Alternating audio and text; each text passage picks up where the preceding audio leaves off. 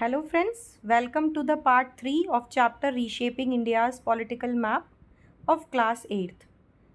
इस particular chapter में हम बात करेंगे मुग़ल रूलर्स के बारे में, द माइटी मुग़ल रूलर्स, कैसे उन्होंने भारत में अपना राज्य स्थापित किया और कैसा उनका शासनकाल था, उनका रूलिंग पीरियड कैसा था, इस बारे में हम इस चैप्टर में बात करेंगे।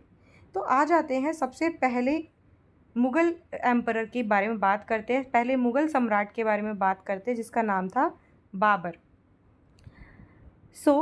बाबर जो था वो एक टर्किक मंगोल बैकग्राउंड का था, विच मीन्स जो फादर साइड से वो टर्की को बिलोंग करता था एंड मदर साइड से वो एक मंगोल था। रूलर एंड मिलिट्री स्ट्रैटेजिस्ट, मतलब वो कौशल में, कैसे सैनिक कौशल में वो बहुत अच्छा था।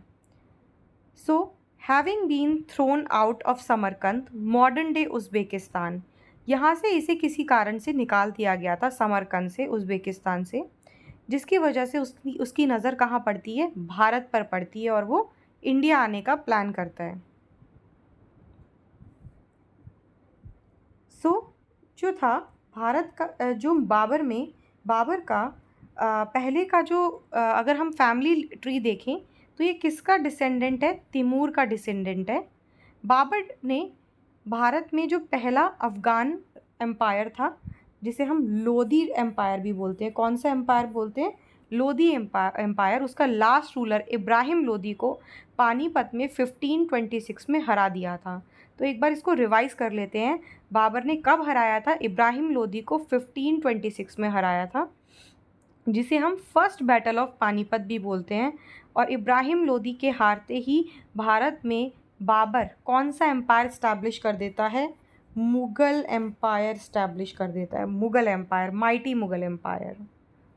इसके बाद हम देखते हैं क्यों बाबर को बहुत बड़ी जीत हासिल हुई थी, क्या क्या कारण थे जिसकी वजह से बाबर इस युद्ध में जीत पाया था। Because he was heavily relied on gun powder, field artillery and match locks. मतलब गन पाउडर मतलब बारूद, तोप में जो यूज़ होता है। फील्ड आर्टिलरी मतलब जो खुले मैदान में यूज़ होने वाले जो वेपन्स होते हैं उनको बाबर यूज़ कर रहा था।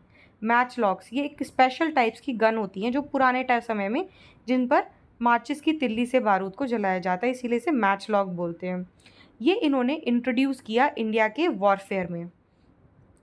The defeat put a final end to the Delhi sultan. और फाइनली लोधी डायनेस्टी का जो लास्ट रूलर था, Ibrahim Lodhi from the Lodhi dynasty, he was the Delhi sultanate last ruler, उसका यहीं पर ख़त्म हो जाता है और एक नए एम्पायर की फाउंडेशन पड़ती है जिसका नाम था मुग़ल एम्पायर। और इसके बाद बाबर जो है वो कौन से थ्रोन पर बैठ जाता है, the Babur set on the throne of Delhi. तो यहाँ पर एक पिक्चर आप लोगों को देखने को मिल रही होगी, ये बाबर के उसी पानीपत के पहली लड़ाई का फ़ोटोग्राफ है, इसे आप देख लीजिए ध्यान से। और इसका डिपिक्शन लिया गया है बाबरनामा से, जो कि बाबर की ही एक क्या है, अपनी खुद की लिखी हुई आत्मकथा है या फिर एक बायोग्राफी है जिसे उसने खुद रखा है। इस they note the use of cannons, ये क्या बोल रहे हैं, इसमें आप यहाँ पर देख सकते हैं कैसे तोपों का यूज़ करते हुए दिखाया गया है। किसका यूज़ करते हुए दिखाया गया है, तोपों का यूज़ करते हुए दिखाया, जो कि पहले भारत में इससे पहले यूज़ नहीं हो रही। तो this is for the first time cannons का यूज़ करके बाबर ने अपना रूल स्टैब्लिश किया दिल्ली में after defeating Ibrahim Lodhi from the first battle of Panipat. आगे चलते हैं। बाबर ने इंडिया के बारे में एक बहुत ही अच्छा डिस्क्रिप्शन अपनी बुक में दिया है, बाबरनामा में, जिसमें वो इंडिया के बारे में लिख रहा है। What he is writing about India, एक बार ये भी देख लेते हैं।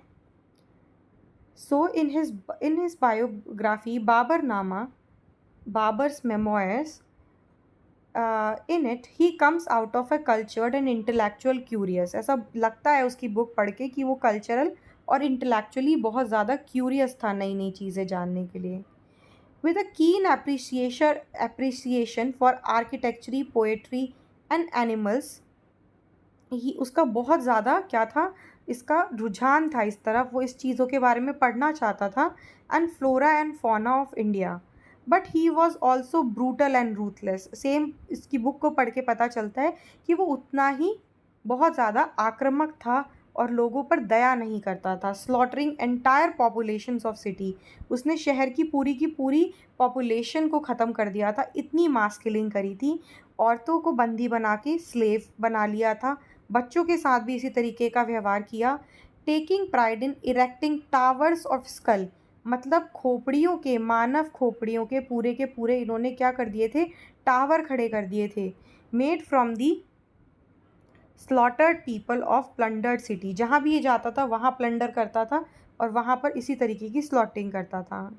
बाबर वॉज नॉस्टैल्जिक, मतलब उसको घर की बहुत याद आती थी। उसका घर वो कहाँ मानता था, सेंट्रल एशिया में मानता था। And founded India to be a country of few charms, मतलब क्यों बाबर बोल रहा है कि India country of few charms है, क्योंकि बाबर को ज़्यादातर जो उसका लगाव था, जो उसका कनेक्शन था, नॉस्टैल्जिया था, वो कहाँ से था, सेंट्रल एशिया से था। तो इसीलिए उसे इंडिया में ऐसा लगता था कि कोई ज़्यादा चार्म नहीं है, थोड़ा बहुत चार्म ही है। Okay, but at the same time वो इंडिया की तारीफ भी कर रहा है। वो क्या बोल रहा है, हिंदुस्तान इज़ अ कंट्री, ये बाबरनामा में वो लिख रहा है, has masses of gold and silver. इनको इंडिया में क्या नज़र आता है, gold and silver coins. Through their though through the rainy season and the air remarkably fine, यहाँ का जो टेम्परेचर था, जो वेदर था, वो बाबर को बहुत पसंद था। So not to be surprised for healthiness and charm. So there are countless artisans and worksmen of every sort in Hindustan. वो बोलता है कि हिंदुस्तान में हर तरीके के आर्टिजन्स आपको मिल जाएंगे। सो परहैप्स उसका जो लास्ट रीज़न था इंडिया में रहने का, वो क्या था, इंडिया की वेल्थ थी। तो ये हमें उसके मेमोयर से, बाबरनामा से साफ पता चलता है। He decided to stay in India and build his empire in India rather than to return central Asia, और यही एक कारण था उसका इंडिया में सेटल होने का, ना कि सेंट्रल एशिया जाने का। न वो सेंट्रल एशिया ना जाकर इंडिया में ही अपना एम्पायर स्टैब्लिश करना चाहता था। अब बाबर की डेथ के बाद क्या होता है वो जान लेते हैं। After the Babur's death his son Humayun, next ruler हमारा कौन है, Humayun struggle to hold the empire together. Humayun जो था सिर्फ 4 साल, 1526 से लेकर 1530, सिर्फ 4 सालों के लिए ही बाबर ने रूल किया, और 4 साल के बाद कौन आ गया पावर में, हुमायूं आ गया। एंड उसकी लड़ाई किससे हुई, शेरशाह सूरी। ये एक अफ़गान था। शेरशाह सूरी कौन था, एक अफ़गान था, लेकिन ये भारत में ही कहाँ का गवर्नर था, ये सूबेदार था बिहार में। ये बिहार में रहता था और वहाँ का सूबेदार था। और इसने क्या किया, बाबर से लड़ाई करी और फाइनली बाबर को उसमें लड़ाई में हराया। और क्या किया, he establish the Sur empire in the large parts of north India and introduce many lasting reforms, और बहुत सारे रिफॉर्म उसने किए। उसकी the empire was short lived, उसका एम्पायर ज़्यादा लंबे समय तक नहीं चल पाया। However Humayun soon reconquered the lost ground, Humayun ने वापस से उसके राज्य पर क्या कर लिया, कब्जा कर लिया। तो हुमायूं आता है, थ्रोन पर बैठता है, बट वो हार जाता है किससे, शेरशाह सूरी से। देन सूर एम्पायर स्टैब्लिश होता है एंड वापस से हुमायूं आता है और सूर एम्पायर को ख़त्म कर देता है। तो इस तरीके से 2 बार हुमायूं की एंट्री हुई इंडिया में। कितनी बार हुई हुमायूं की एंट्री, 2 बार इंडिया में हुई। हुमायूं के बाद जो राजा बनता है वो होता है कौन, अकबर। अब ये अकबर की एंट्री कैसे होती है वो जान लेते हैं। अकबर का जो बचपन था वो कहाँ बीता था, मेवाड़ में बीता था। वो किसी राजा के यहाँ क्या करता था, वहीं पैदा हुआ था, और उसकी अपब्रिंगिंग इंडिया में ही हुई थी, बाहर नहीं हुई थी। एक इसी before this happened, Himu, a skilled military commander and chief minister under one of the last Suri rulers, captured Delhi and ruled it briefly. जब हुमायूं रूल कर रहा था, शेरशाह सूरी रूल कर रहा था, उसी समय हिमू नाम का, जिसका पूरा नाम हेमचंद्र विक्रमादित्य बताया गया है, वो दिल्ली पर कब्ज़ा कर लेता है। क्योंकि हुमायूं जो था उसकी दिल्ली को लेकर किससे लड़ाई चल रही थी, शेरशाह सूरी से लड़ाई चल रही थी। तो अभी भी हुमायूं के पास दिल्ली नहीं था, किसके पास था, हेमचंद्र विक्रमादित्य के पास था। दो enjoying some military success, he was injured on the battlefield. एक युद्ध में इसकी हार हो जाती है। एंड जब वो किसको कन्फ्रंट कर रहा था, बाबर के ग्रैंडसन मतलब हुमायूं के बेटे अकबर को। Captured Hemu was brought to Akbar who had him beheaded. Akbar क्या कर देता है, हेमू को बिहेड कर देता है, मतलब उसका गला रेत देता है और उसको एग्जीक्यूशन कर देता है, और वहीं हेमू की डेथ हो जाती है। And Akbar soon reclaim the Delhi for the Mughals. और फाइनली दिल्ली पर किसका परचम होता है, द माइटी मुगल रूल। किसके अंडर में होता है ये, the under the rule of Akbar. Akbar के रेन की बात कर लेते हैं। अकबर अपने आप को 13 ईयर्स की एज में ही एम्परर डिक्लेयर कर लेता है, but send out to bring the entire subcontinent under the Mughal control. वो चाहता है कि पूरा का पूरा सब कॉन्टिनेंट मुगल कंट्रोल में आ जाए। His rain was a blend of brutality and tolerance. ध्यान दीजिए, अकबर के शासनकाल को हम दो पार्ट्स में डिवाइड कर देते हैं। एक ऐसा काल जिसमें वो बहुत ज़्यादा ब्रूटल है, और एक ऐसा काल जिसमें वो बहुत ज़्यादा टॉलरेंट है। तो अर्ली ईयर्स में वो ब्रूटल था और later years of his rain में वो टॉलरेंट था। अब ऐसा किस बेसिस पे हम लोग बोलते हैं वो जान लेते हैं।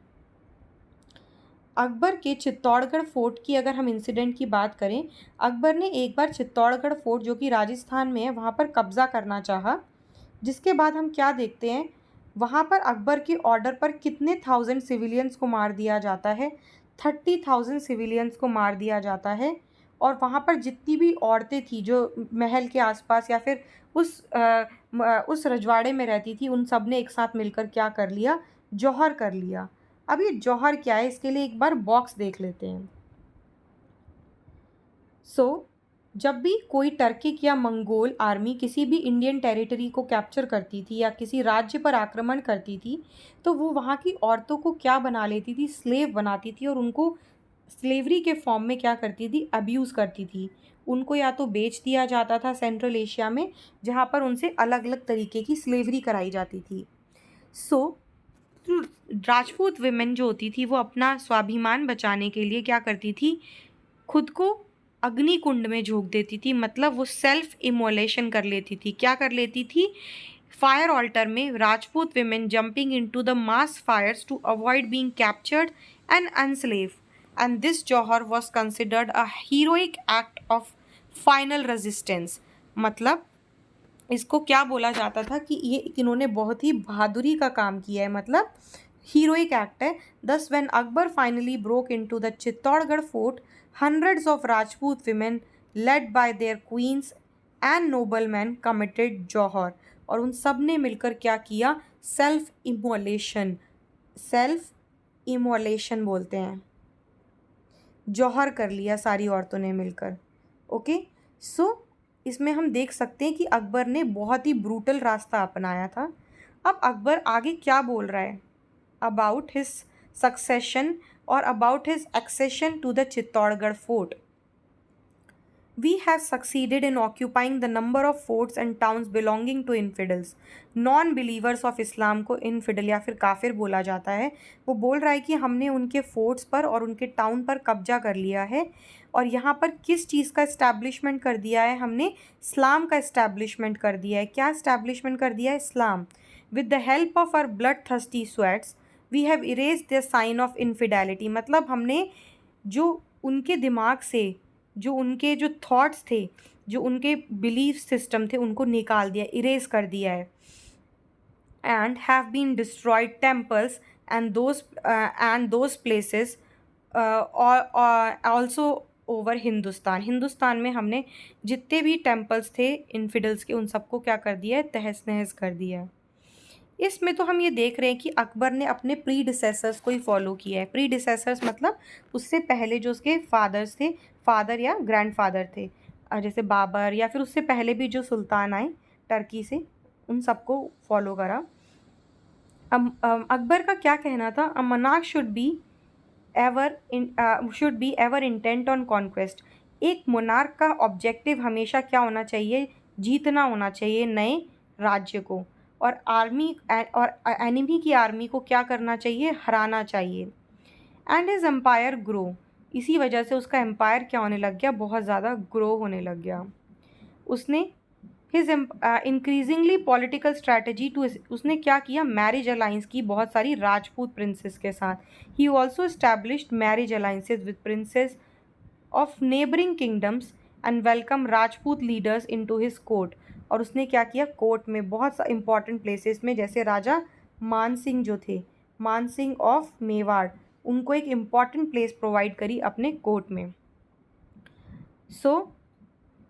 अकबर की एक और पॉलिटिकल फिलॉसफी थी जिसको वो फॉलो करता था, which is more than political. वो क्या थी, उसकी रिलीजियस फिलॉसफी थी, एक डॉक्ट्राइन, एक नया रूल निकाला था, सुलह ए कुल।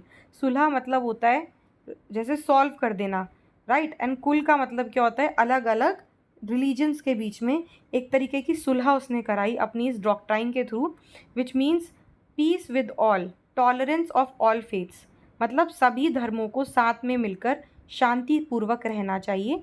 तो ये हम देख रहे हैं यहाँ पर, जो सुलह ए कुल था ये अकबर की कैसी फ़िलॉसफी थी, टॉलरेंट फ़िलॉसफी थी, टॉलरेंस को दिखाती थी। इसने उसमें इंटरफेथ डायलॉग्स को मतलब एंटरटेन किया। उसने बोला कि अलग अलग धर्मों के लोग आकर मुझे अपने धर्म का ज्ञान बताएं। उसने अलग अलग धर्मों के लोगों को सुनना शुरू किया। इंटरफेथ डायलॉग्स, डायलॉग्स मतलब आपस में बातचीत शुरू करवाई अलग अलग धर्मों के जो बड़े बड़े जो संत थे, महात्मा थे, प्रीस्ट थे, है ना, जो ज़ोराष्ट्र सब, उनमें से कुछ पारसी भी थे, क्रिश्चियन भी थे, जैन, बुद्धिस्ट, हिंदू, सब में आपस में बातचीत, डायलॉग शुरू करवाया। ये एक मैप है जो बता रहा है कि कैसे दिल्ली और आगरा के आसपास नए नए सेंटर्स ऑफ पावर इमर्ज कर रहे थे। जैसे इसके बारे में हमने अपनी लास्ट वीडियोस में गोलकोंडा, बीजापुर, इन सब के बारे में पढ़ चुका है। उसके कोर्ट में हिंदू ऑफिसर्स को भी हाई पोजीशंस पे रखा गया था। Akbar expanded and stabilized his empire, gaining the support of many Rajput rulers. जैसे मानसिंह के बारे में मैंने आपको बताया। उसका कोर्ट जिस हिस्टोरियन, मतलब जो अकबर के टाइम की हिस्ट्री को रिकॉर्ड करता था, उसने क्या लिखा है, formerly I persecuted men into conformity with my faith. Abul Fazal Ain-e Akbari में लिखता है अकबर के बारे में कि अकबर ने अपने स्टार्टिंग में, जब वो फॉर्मरली मतलब शुरुआत में, उसने परसिक्यूट किया, मतलब बहुत ज़्यादा नुकसान पहुंचाया, चोट पहुंचाई किनको, वो लोगों को जो कि उसके फेथ में बिलीव नहीं रखते थे, मतलब जो इस्लाम को बिलीव नहीं करते थे, और इसी डीम्ड इट इस्लाम, और वो इसी को, इसका मीनिंग वो क्या समझता था कि इस्लाम का मीनिंग ही क्या है, उन लोगों को परसिक्यूट करना जो कि नॉन बिलीवर्स हैं। इसको वो कहता है formerly I persecuted men into conformity with my faith and deemed it Islam, मतलब मेरे को लगता था कि इस्लाम यही है, लोगों को कन्वर्ट करना, उनको परसिक्यूट करना, उनको नुकसान पहुंचाना। As I grew in knowledge I was overwhelmed with shame, पर अब जब मैंने और हर एक तरीके से नॉलेज गेन करी है, तो आई एम इन शेम, मेरे को शर्म आ रही है। Not being a Muslim myself, it was unmeet to force others to become such. जब मैं खुद ही एक मुसलमान अब नहीं हूँ, तो मैं क्यों बाकी लोगों को फोर्स करूँ कि आप मेरे जैसा बन जाइए। तो उसने बोला कि अब मैं लोगों को कन्वर्ट नहीं करूँगा। What constancy is to be expected from the proselytes on compulsion. Proselytes मतलब कन्वर्टेड लोगों को प्रोजिलाइट्स बोला जाता है। मतलब अगर मैं प्रोजिलाइट्स को कन्वर्ट कर भी दूँ फोर्सफुली, तो क्या उसका कुछ भी एक अच्छा आउटकम होगा? कन्वर्टेड पीपल क्या कभी भी कुछ अच्छा इस्लाम इस्टेब्लिश कर सकते हैं? नहीं कर सकते हैं। उसका जो लॉन्ग रेन था वो 50 ईयर्स तक लास्ट किया अकबर का। 1556 टू 1605 में अकबर की डेथ हो गई। While in the middle period was relatively peaceful, the final 15 years involved military campaigns in Kashmir, Sindh and Deccan and Afghanistan। और लास्ट 15 सालों में उसने क्या किया, बहुत सारे युद्ध लड़े इन सारी जगहों पर, इन पर कब्जा करने के लिए। तो ये थी अकबर की हिस्ट्री। अकबर ने आगरा में अपनी कैपिटल को इस्टेब्लिश किया था, और उसने वहाँ पर एक फ़तेहपुर सीकरी नाम की एक सिटी थी, फ़तेहपुर सीकरी, वहाँ पर अपना बहुत बड़ा पैलेस कंस्ट्रक्ट करवाया था। ये उसी फतेहपुर सीकरी का पंच महल है, मतलब 5 स्टोरी बिल्डिंग है ये। 1 2 3 4 5 5 स्टोरी बिल्डिंग है फतेहपुर सीकरी में। और ये 5 build by Akbar near the present day Agra. ये आगरा के पास ही एक सिटी है फतेहपुर, जहाँ पर उसने अपनी सिटी कैपिटल को स्टैब्लिश किया था। अकबर एक इलिटरेट होने के बाद भी उसने इंडियन टेक्स्ट में, पर्शियन एंड इंडियन टेक्स्ट में बहुत ज़्यादा इंटरेस्ट लिया। कैसे इंटरेस्ट लिया वो जान लेते हैं। उसने बहुत सारे स्कॉलर्स को इनवाइट किया अपने कोर्ट में, और एक उनके लिए एक हाउस बनाया जिसको हाउस ऑफ ट्रांसलेशन बोला जाता था। फतेहपुर सीकरी में ही था ये हाउस ऑफ ट्रांसलेशन, एंड जिसमें उसने महाभारत को पर्शियन में ट्रांसलेट करवाया। और पर्शियन में महाभारत का नाम क्या है? रज़्मनामा, बुक ऑफ वॉर जिसका मतलब है। देन उसने रामायणा को और भगवत गीता और पंचतंत्र जिसमें एनिमल स्टोरीज होती हैं उसको भी पर्शियन ट्रांसलेशन करवाए। अकबर का जो बेटा था Jahangir was also in love with art and architecture, और उसने भी अपने फादर की तरह उसकी लेगेसी को कंटिन्यू किया। और उसने डेक्कन में अपना बहुत ज़्यादा क्या किया? एक्सपेंशन किया। डेक्कन इंडिया मतलब मैं आपको पहले भी बता चुकी हूँ, महाराष्ट्र रीजन को क्या बोला जाता है? डेक्कन रीजन बोला जाता है इंडिया का। यहाँ पर जो जहांगीर था वो अपने आप को एक्सपैंड कर रहा था। इसके बाद आ जाता है शाहजहाँ। इसने बहुत सारे रिबेलियंस का सामना किया, मतलब इसके परिवार के ही बहुत सारे लोगों ने इसके अगेंस्ट रिबेलियन कर दिया था। जैसे इसका बेटा औरंगज़ेब इसी के अगेंस्ट क्या करने लग गया था? रिबेलियन कर दिया था। And is best remembered as a builder of Taj Mahal at Agra. ये भी बोला जाता है कि ताजमहल को किसने बनवाया था? अकबर के पोते शाहजहाँ ने बनवाया था। एंड ये आज के इंडिया का मार्वलस आर्किटेक्चर है, greatest architecture of today's time. इसके अलावा हुमायूंस टोम्ब दिल्ली में जो है, रेड फोर्ट इन दिल्ली, और दिल्ली में रेड फोर्ट के आगे एक मस्जिद है जामा मस्जिद, उसका कंस्ट्रक्शन भी किसने कराया था? इसी शाहजहाँ ने कराया था। Other classical arts and music India flourish during this period. इसने बहुत ज़्यादा आर्ट एंड आर्किटेक्चर को क्या किया? बढ़ावा दिया। और कैलीग्राफी एंड मिनिएचर पेंटिंग को भी इसने क्या किया? मिनिएचर मतलब बड़े एरिया को, एक बहुत बड़ी रियल पिक्चर को छोटे कैनवस पे, मतलब छोटे पेज पे जब दिखाया जाता है तो उसे मिनिएचर पेंटिंग बोलते हैं। ये रामायणा का एक सीन दिखाया गया है जिसमें राम जी गोल्डन जो डियर था उसको क्या कर रहे हैं? उसका हंटिंग कर रहे हैं, जो सीता जी ने उनसे मांगा था। तो ये उसको इसे उन्होंने दिखाया रामायणा के इन द पर्शियन ट्रांसलेशन। अब जो सबसे ज़्यादा ये बोल सकते हैं कि जो सबसे ज़्यादा कंट्रोवर्शियल मुग़ल एम्परर था वो था औरंगज़ेब। ओके, औरंगज़ेब इतना कंट्रोवर्शियल क्यों था? क्योंकि इसने अपने ही फादर को क्या कराया था? कैप्चर करवा दिया था। औरंगज़ेब का एक भाई था, वैसे तो इसके और भी भाई थे। Shahjahan fell ill in 1657। He wish the throne to go to Dara Shiko. Shahjahan चाहता था कि जो थ्रोन पर कौन बैठे? उसका बड़ा बेटा दारा शिको बैठे। बट दाराज यंगर ब्रदर, कौन? उसका जो यंगर ब्रदर औरंगज़ेब ने क्या किया? उसको डिफीट कर दिया बैटल में, और अपने ही भाई की क्या कर दी? हत्या कर दी, एग्जीक्यूट कर दिया उसको। And presenting his several served head to their father, अपने फादर को उसका कटा हुआ सर भी भेज दिया। Aurangzeb also removed his 2 other brothers and had one arrested and executed and drove the second into exile. एक को मार दिया और दूसरे को जेल में डाल दिया। To prevent further challenge to his rule, Aurangzeb imprisoned his father Shahjahan into Agra fort. उसने अपने फादर को ही क्या किया? आगरा फोर्ट में कैप्चर कर लिया। जिस फोर्ट के सामने से क्या दिखता था? वही ताजमहल, जिसको किसने कंस्ट्रक्ट करवाया था? शाहजहाँ ने। और शाहजहाँ इसी की जेल में, इस आगरा फोर्ट की जेल से क्या करता था? बाहर ताजमहल को देखता था। Aurangzeb crowned himself the emperor in 1658 and renamed himself Alamgir. उसने अपना क्या नाम रख लिया? आलमगीर। और उसने 1658 में अपने आप को कॉरोनेट कर लिया, मतलब राज्याभिषेक कर लिया। कॉन्कर, इसका मतलब आलमगीर जो उसने टाइटल लिया उसका मतलब होता है conqueror of the world. He ruled for almost 49 years, उसने एक लंबे समय तक क्या किया, रूल किया। औरंगजेब बहुत ही स्किल्ड था मिलिट्री मैटर्स में, कंडक्टेड मैनी कैंपेन्स। औरंगजेब का पूरा ध्यान था कि वो कैसे मुगल एम्पायर को ज़्यादा से ज़्यादा दूरी तक फैलाए और उसकी टेरिटरीज को और लंबा करे। इसीलिए उसने क्या किया, under his reign Mughal empire reach greatest expansion. सबसे ज़्यादा जो बड़ी टेरिटरी थी वो हो गई किसकी, मुगल एम्पायर की, under Aurangzeb. Aurangzeb had to spend last 25 years of his life fighting the war in Deccan. मतलब वापस से जो इसके पहले के जो शासक थे जो करना चाहते थे डेक्कन पे रूल, वही सपना कौन देख रहा था, औरंगजेब।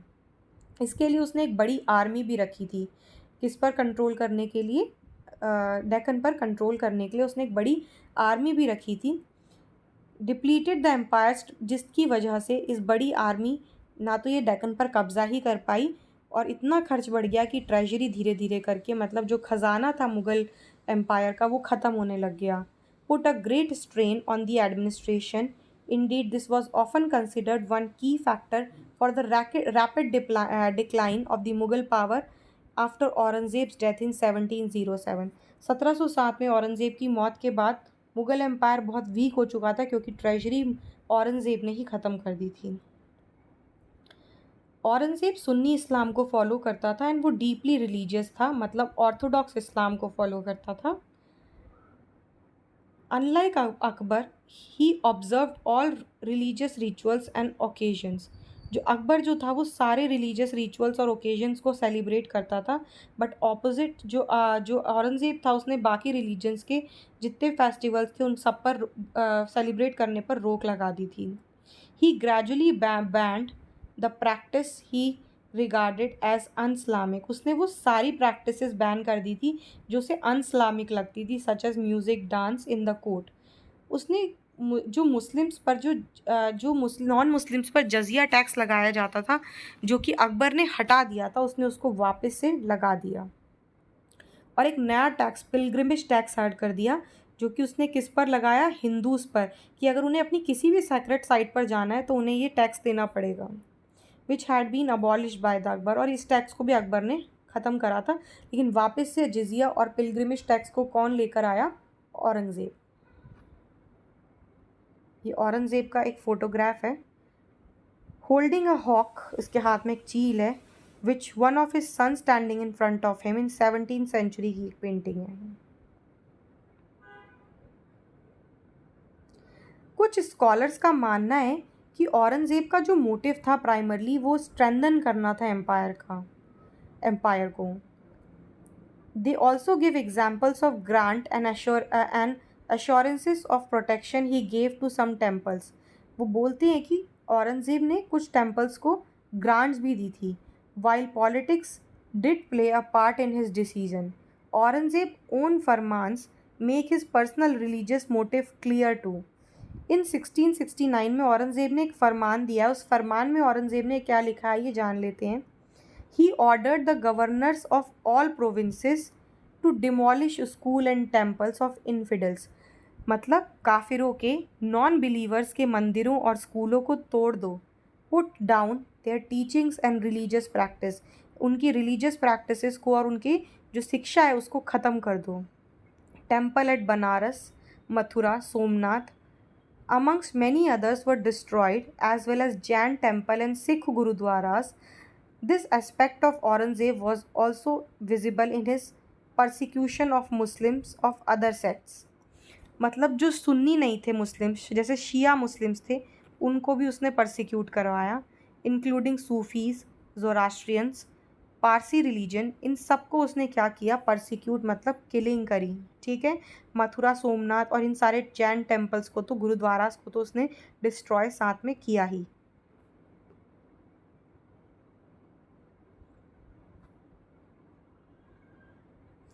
तो अब ये जो हमने चैप्टर जस्ट अभी देखा, the Mughal history about how he they treated the Indian people and the Indian subject,